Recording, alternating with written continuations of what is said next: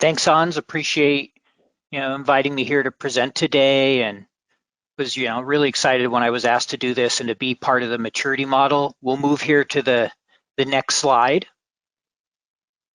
And as I mentioned, I had the opportunity to participate in the research for the model, and then also read through it, and I really enjoyed it and picked up some things. The model, there were 5 key findings that Hans talked about earlier. I want to briefly talk about number 2 and then move into people and skill sets. So talked about how there's a new wave of an FP&A leader, that they're influencing the entire organization. We keep hearing the importance of driving value and business partnering, and by bringing a combination of analytics and soft skills, they're really influencing the way executives make decisions.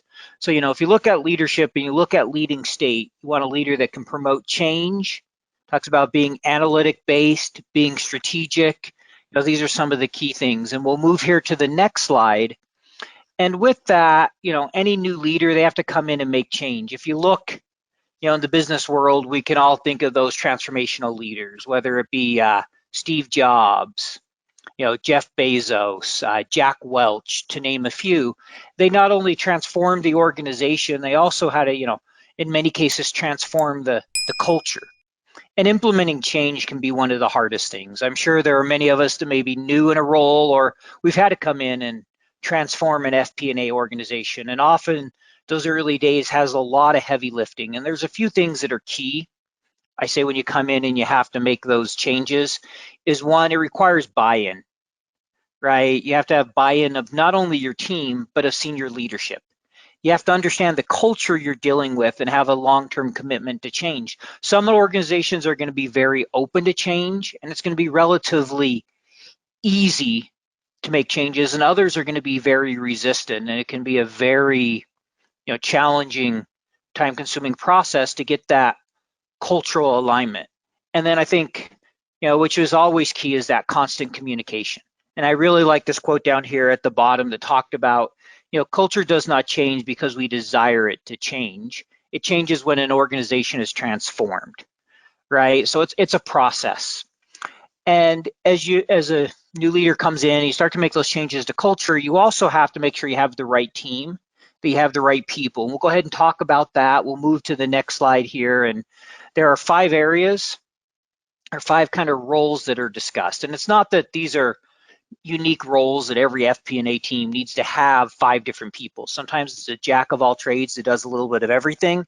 And sometimes they're distinct roles. But the roles are, you have an FP&A analyst, your data architect, your data scientist, your storyteller, and your influencer. And so for me, I think of that FP&A analyst as kind of that bread and butter finance guy. They have the strong analytic skills. They can build your 3-way model. They understand the key drivers. They understand accounting, and they can speak with the business. I often think of them a little bit as a workhorse and what many people think of as traditional FP&A. And then the next role is what you have is called a data architect. And they really, they understand the drivers of the business, and they serve as a bridge between IT and finance. And that's a little bit of a role I've always played in my career. And I'll share an example of where having that IT with that finance experience allowed me to really provide some value to a business. I was new in a role, and we just put a new ERP in place, and we really didn't have any good reporting of our actual expenses. At the end of the month, we were spending hours looking in the system at actual journals, which wasn't very productive for our FP&A team. And so I went and built a tool that allowed us to see our budget and our forecast all the way down to the journal entry level. And after I built it, I then went to the IT team once we demonstrated there was value in it, and we rolled it out globally, made it near real time, set it up in our system and in our environment so it could be used globally. And it's still used by that company today. And that's kind of where I think of somebody who can bridge that gap and help with the design of it, but also has that FP&A experience. The next role we talk about is the FP&A data scientist. And for me, I kind of almost think of this as 2 roles depending on where you are in that maturity model. The more mature you are, the more it's a true data scientist role where you're using, mathematical and statistical learning. You're doing predictive analytics. But before you can get there, you got to have the data in such a shape that it can be done. And sometimes it's a little bit more of a data analyst, someone who can come in and clean data. And I had a role where my first hire when I was made a director was a data analyst because we had so many data issues versus the FP&A analyst because I knew to provide value, we had to clean that up and get to the point where we could do more of this true, data scientist type work. And then the last two roles on this list are often thought of as the soft skills. And sometimes people think, well, that's not what FP&A. FP&A is all about the data, but really these kind of bring it all together and are key. And the first is the storyteller. And the example I think of, probably a lot of you have seen it on LinkedIn or elsewhere on social media. There's this little image where it shows data and it shows just an unorganized group of Legos. And as you go down each stage, it gets to where you see this house built out of Legos. And it refers to that as storytelling.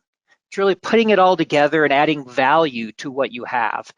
And storytelling has become so important. I've even seen an example where one of a CFO of a large company refers to himself as the chief storytelling officer because he recognizes his job is to tell the story behind the numbers. And it can be challenging to find people that are good at storytelling. It takes time to develop that skill. And then the last one is an influencer, so you're adding value by influencing the decisions. And I think any of these roles can be an influencer. I think the key to having an influencer on the team is having somebody who's built trust and that provides value, that they're a true business partner and the business knows they can go to them.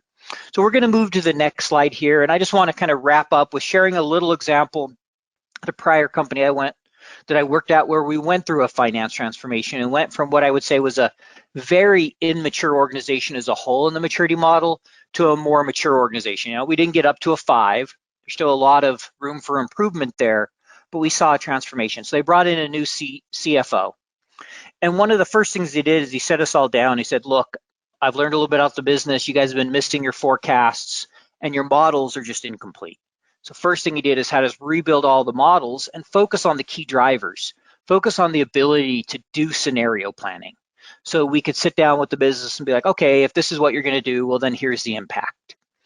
And so we went ahead and changed all them. And then we started holding more meetings with the business, with the product team and the sales team, and really improving that relationship of trust. We started implementing a BI tool as we got further into this and to improve reporting capabilities. And as we went along this journey, there were also some changes to the team and the members we had to make sure we have the right skill set. So when I think of the FP&A maturity model, and when it comes to people and skill set, it's a journey and it comes to making change, and finding the right people is critical.